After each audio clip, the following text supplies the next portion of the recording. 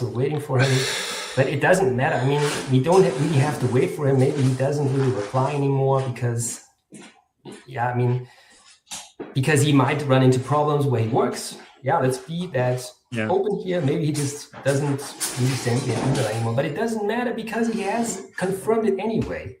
I mean, he has confirmed the Craig Thumb analysis, and he has confirmed this feedback loop with Hunter Kozak's mic that I explained last time at Trigger Smart. So this is proven over and over again already. And I think he wanted to perform some other methods, but I think these methods might not really be that significant. I might be also wrong here. I mean, it's very interesting what he writes, and I'm checking every day my email, but overall, he has provided very good results, and he is risking a lot in his job, and maybe we don't really have to wait for him anymore because he provided the proof anyway, right? And this is what I maybe don't understand so much from some other creators, that they say, oh, let's wait until the complete and final report from this professor comes in. Yeah. No, we already have. I mean, 3 methods. This is more than I did. We already have that.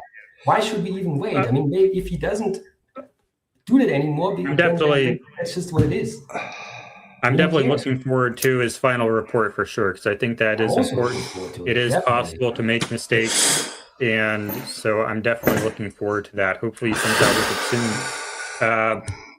But once, like right now, I've not reached out to him myself. I haven't.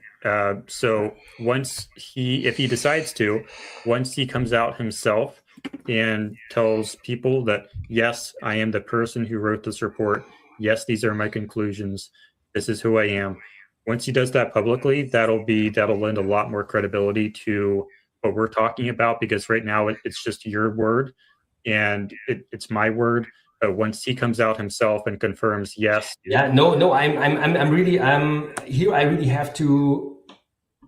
I have a completely different opinion on that. I mean, but because I'm really annoyed with that. Maybe I'm not a social media person. I guess I'm a bit older than you, and social media is not really my thing. And I say this entire social media discussion is running in circles, and it has run in circles since, I would say, November, early December, right?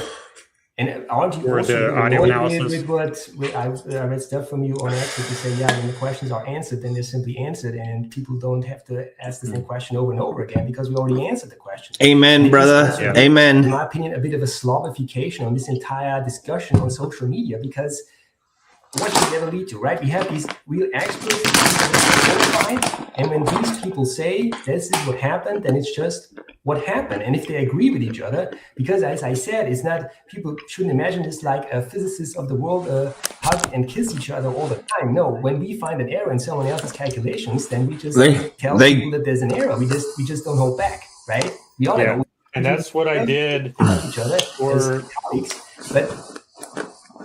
This is what I did for Audio Freak. He wrote a report and on his stuff. This is the next. If you can give me a second. Yeah. Just give me a second. He wrote his report on his analysis. I printed it out. I did a whole video on his report. I found that this is incorrect. This is factually incorrect. This is factually incorrect. These are the problems with your theory. And what does he do in return? He just whines about me. He doesn't have any professional response to it at all. I tell him this is wrong, this is wrong, this is wrong. He doesn't care. So it's out there, but he doesn't care.